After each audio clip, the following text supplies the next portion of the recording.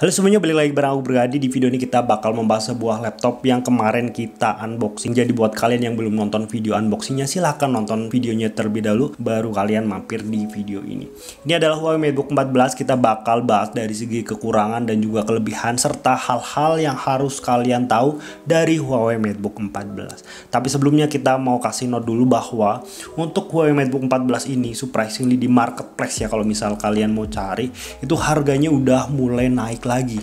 Bahkan bisa dibilang ini barangnya udah lumayan langka. Harga secondnya tuh sekarang udah naik, kemudian harga barunya pun sekarang udah naik dari sebelumnya sekitar 3 bulan yang lalu itu di angka 10 juta pas ya, 9,99, sekarang udah nyentuh hampir 11 juta rupiah. Karena memang barangnya langka, bahkan beberapa seller yang aku chat juga pada bilang unitnya lagi pada habis, atau misal yang ready itu udah di angka 11 jutaan. Untuk unit ini ready ya, ini dalam keadaan second. Jadi buat kalian yang nonton video ini atau tertarik membeli Huawei MateBook 14, silakan aja klik link di kolom deskripsi. Ini unitnya masih ready, silakan aja di check out. Oke, langsung aja kita bakal masuk ke dalam pembahasan yang pertama, yaitu dari segi kelebihannya dulu ya. Dari semua kelebihan MateBook 14 ini, yang paling menonjol adalah dari segi desain dan juga build quality. Aku bisa bilang ini lebih ke desainnya. Karena Huawei MateBook 14 ini mempunyai desain yang bisa aku bilang tuh dia lebih ke profesional look, elegan, dan juga minimalis. Aku yakin kalau misal kalian beli laptop ini atau melihat laptop ini dengan harga yang ditawarkan, kalian pasti akan jatuh cinta dengan desain yang ditawarkan oleh Huawei. Kita mulai dulu dari segi covernya ya. Covernya udah memakai logo branding Huawei terbaru ya. Ini sebenarnya masih sama kayak Huawei MateBook D14 ya, kayak gini. Cuma dari segi looknya ini lebih gede. Nggak cuma lebih gede, dari segi tulisannya juga ini lebih bold. Jadi kerasanya ini memberikan kesan yang lebih elegan. Walaupun dari segi fontnya ini menurut aku sedikit terlalu gede ya. Aku lebih prefer yang kayak di D14, lebih kecil dan minimalis. Kemudian untuk warnanya juga ini menarik. Warna dari Huawei MateBook 14 ini paling beda di antara warna-warna yang lain. Kita ambil contoh dengan Huawei MateBook D14, ini warnanya tuh sama sebenarnya, tapi untuk Huawei MateBook 14 ini lebih gelap dan kesannya lebih premium aja. Apalagi dia tuh punya tekstur ya, ini mungkin nggak terlalu kelihatan kalau di video, tapi yang pasti dia tuh punya tekstur kayak tekstur pasir. Ya, ini berbeda dengan seri apapun. Di D14 tuh nggak punya, di MateBook X Pro yang lama di tahun 2018-2009 juga nggak ada. Jadi ini merupakan warna baru dari Huawei MateBook yang bisa dibilang berbeda dengan warna yang lainnya. Kemudian untuk bagian depannya, Huawei MateBook 14 ini kesannya bukan kayak laptop middle end. Ini kesannya kayak laptop premiumnya Huawei. Kenapa demikian? Yang pertama, dari segi desain layarnya. Dia tuh mempunyai desain layar yang full screen kayak gini. Jadi dari segi bezelnya tuh ngeblend dengan layarnya. Ini kayak desain-desain layar di MateBook X Pro, di MacBook Pro juga layarnya kayak gini, atau di laptop-laptop touchscreen yang harganya mahal. Nah, cuma dari segi bezelnya yang ngeblend dengan layarnya, dari segi looknya juga ini minimalis banget. Bezel atas, kanan, dan kirinya tuh tipis banget guys. Ya, ini mirip kayak MateBook X Pro. Kemudian di bawahnya juga ini pasti lebih tipis dengan D14 ya. Dan dari segi form factornya juga ini udah menggunakan jenis yang baru, rasio yang baru 3:2, jadi kesannya lebih kekinian, lebih modern, dan overall looknya ini udah cakep banget guys. Ini buat ditenteng kemanapun udah kayak kerasa bahwa laptop lebih mahal dari harga aslinya. Untuk bagian touchpadnya ini lebih gede juga dengan D14. Ini mirip-mirip kayak MateBook X Pro juga. Kemudian di bagian keyboardnya ini masih sama desainnya dengan D14. But overall aku suka dengan laptop ini. Dia juga bobotnya masih bisa dibilang ringan, 1,4 kg aja. Kemudian dari build quality juga ini nggak bisa diragukan lagi lah ya. Dia tuh memakai material full aluminium yang kalau aku bisa bilang ini lebih kokoh dan lebih premium dibandingkan dengan D14. Ini lebih condong ke build quality-nya MateBook X Pro alias kelas atasnya dibandingkan dengan D14 yang mana itu adalah kelas bawahnya. Itu kelebihan pertama yang bisa dibilang ini adalah kelebihan yang paling menonjol dari laptop ini. Dan harga yang ditawarkan, kalian dapetin desain yang bisa dibilang adalah desain flagshipnya Huawei. Kemudian kelebihan yang kedua, tidak lain dan tidak bukan, aku tuh suka banget dengan layar dari Huawei MateBook 14. Yang pertama tadi aku udah sebutin, dari segi desain ini cakep banget. Tapi nggak cuma itu guys, ini tuh dari segi spesifikasinya juga bagus banget. Dia mempunyai layar 14 inci 2K dan udah 100% sRGB. Ya, kalian udah bisa notice sendiri di video ini betapa bagusnya layar dari Huawei MateBook 14 ini. Bahkan kalau kalian pakai di outdoor kayak dipakai di cafe tuh, aku jamin orang-orang yang terbiasa pakai laptop konvensional bakalan salfok dengan bagusnya layar di Huawei MateBook 14 ini. Apalagi dari segi brightness-nya udah tinggi di 500 nit ya. Tapi ada hal yang harus kalian note dari layar di Huawei MateBook 14 ini. Kalian pasti notice ketika aku pakai gini. Ya, dari segi reflektifnya, Huawei MateBook 14 memiliki layar yang sangat reflektif ya. Ini lumayan mengganggu kalau dipakai di ruangan yang banyak cahaya kayak gini. Kenapa nggak pakai layar yang matte aja? Padahal ini kan laptop bukan touchscreen ya. Atau misal kalau pakai layar yang glossy kayak gini ya, setidaknya dipakein coating lah ya, atau dikasih bonus berupa screen protector agar layarnya nggak terlalu glossy kayak gini, yang jujur kalau dipakai di banyak cahaya ini lumayan mengganggu. But itu adalah kekurangan kecil aja. Kalau misal kalian suka di indoor ya ini nggak terlalu bermasalah. Kemudian kelebihan yang selanjutnya dari laptop ini adalah dari segi spesifikasi jeroan dan juga performanya. Huawei MateBook 14 ini memakai Core i5 generasi ke-11 1135G7.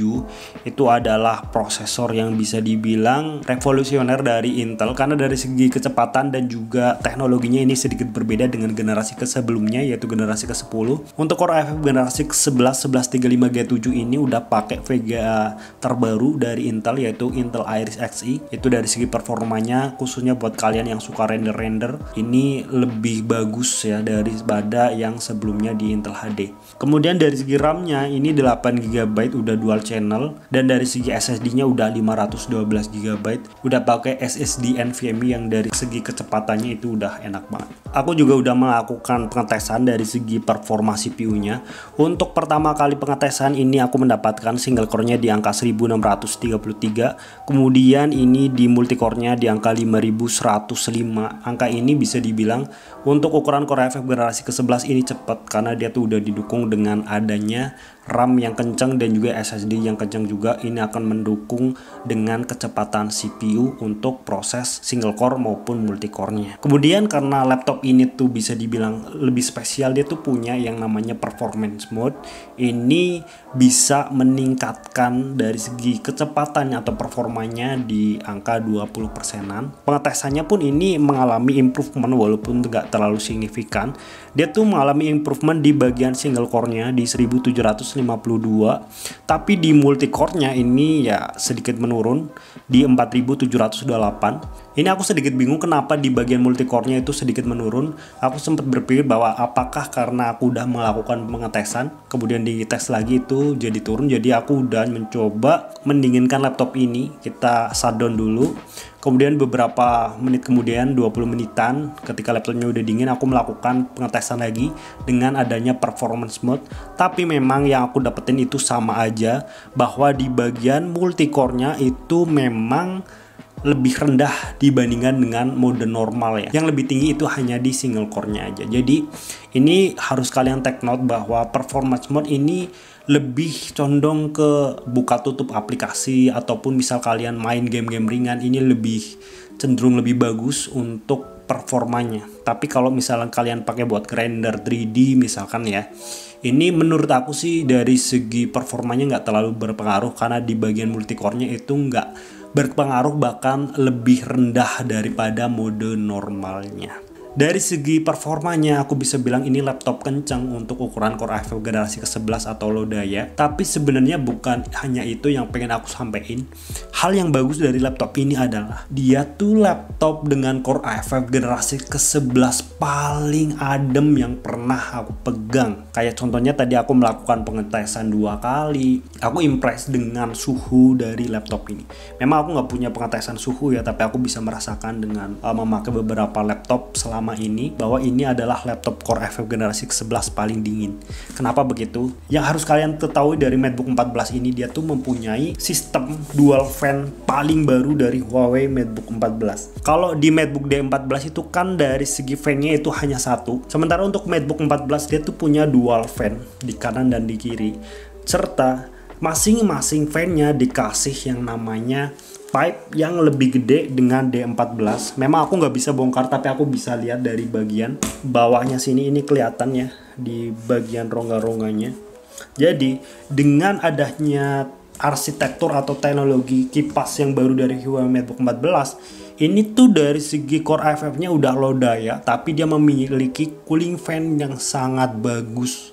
Udah dual fan, dari segi pipe-nya juga ini lebih gede dibandingkan dengan D14. Dengan adanya hal ini berguna banget buat kalian, misalkan kalian sering pakai laptopnya buat editing, buat rendering, atau hal-hal yang bisa dibilang untuk pekerjaan yang lumayan berat. Suhunya normal, suhunya balance, dan meminimalisir adanya throttling atau overheating.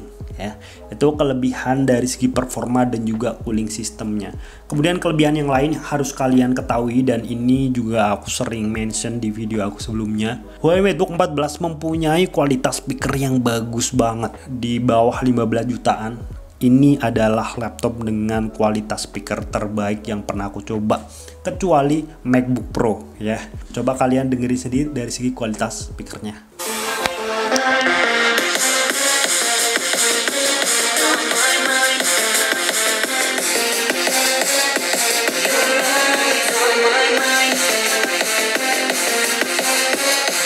Kemudian kelebihan selanjutnya dari laptop ini yaitu, mungkin ini sebagai tambahan aja ya, tapi ini juga berguna banget buat aku pribadi, yaitu dari segi slot-slotnya.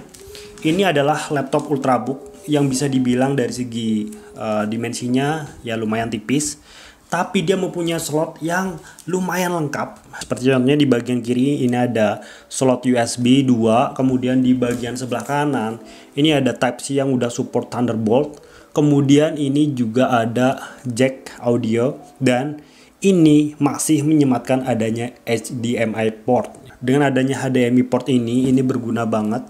Kayak aku contohnya yang sering memakai laptopnya itu buat disambungkan ke monitor tanpa perlu adanya konverter. Kemudian dari segi fitur-fiturnya juga seperti biasa, laptop ini lengkap. Dari segi keyboardnya udah backlit keyboard. Kemudian dari segi konektivitasnya juga ini bagus banget, udah support Huawei Share seperti halnya di laptop-laptop Huawei lainnya. Oke, dari tadi kita bahas dari segi kelebihan laptop ini, hal-hal bagus dari laptop ini. Mungkin kalian juga bertanya ya, apakah ada kekurangan dari laptop ini? Ya pastinya ada guys, nggak ada laptop yang sempurna, begitupun dengan Huawei MateBook 14 ini. Yang pertama, kekurangan yang paling membuat aku untuk harian ya lumayan sedikit terganggu adalah dari segi layarnya yang glossy ya. Ini glossy-nya tuh beneran glossy. Aku bukan a big fan of layar yang glossy kayak gini, karena aku sering pakai laptopnya juga di outdoor kayak di cafe-cafe yang terang. Jadi untuk harian ini kerasanya lumayan mengganggu, apalagi buat aku yang kerjanya tuh suka ngedit. Kalau kena cahaya itu beneran kurang nyaman di mata. Tapi opsi ini juga bisa diakali dengan kalian membeli screen protector yang matte ya. Tapi sekali lagi untuk Huawei MateBook 14 kalau kalian cari screen protectornya itu susah banget. Kalau ada pun itu di Shopee, kalian harus impor dari luar negeri. Kemudian kekurangan selanjutnya dari Huawei MateBook 14 ini yaitu dari segi seperti biasa, dan aku selalu mention di bagian kameranya sini. Ini ada pro dan kontranya juga.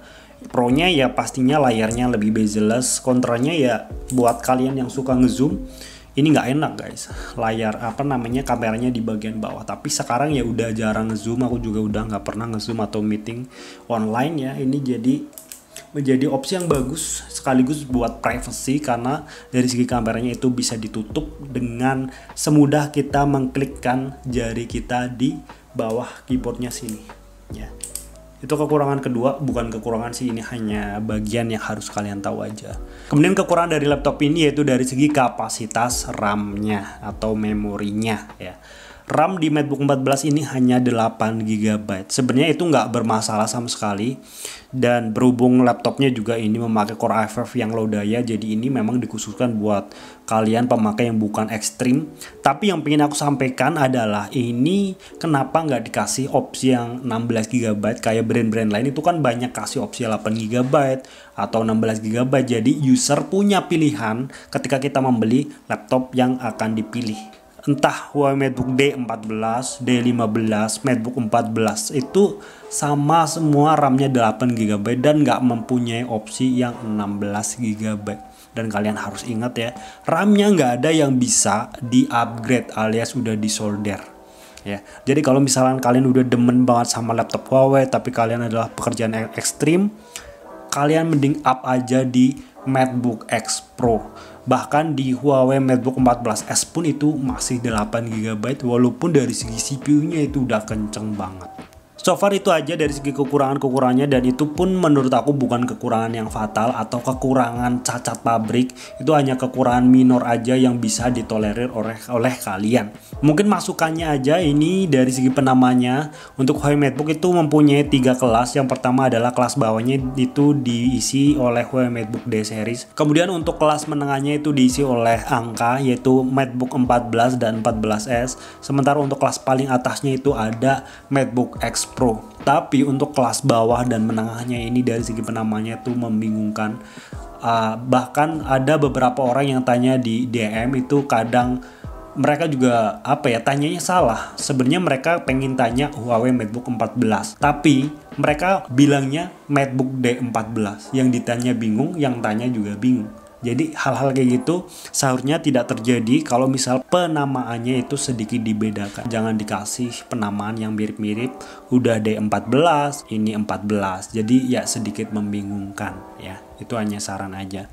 Kemudian untuk yang lain sih so far aku puas dengan Huawei MateBook 14 ini. Bahkan kalau misal aku suruh milih di angka 11 jutaan ya harga barunya, aku tetap milih Huawei MateBook 14.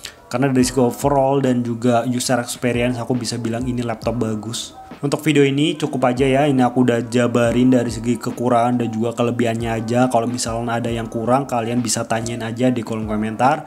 Terima kasih buat kalian yang udah nonton. Kita bakal jumpa lagi di dalam video selanjutnya. Bye bye.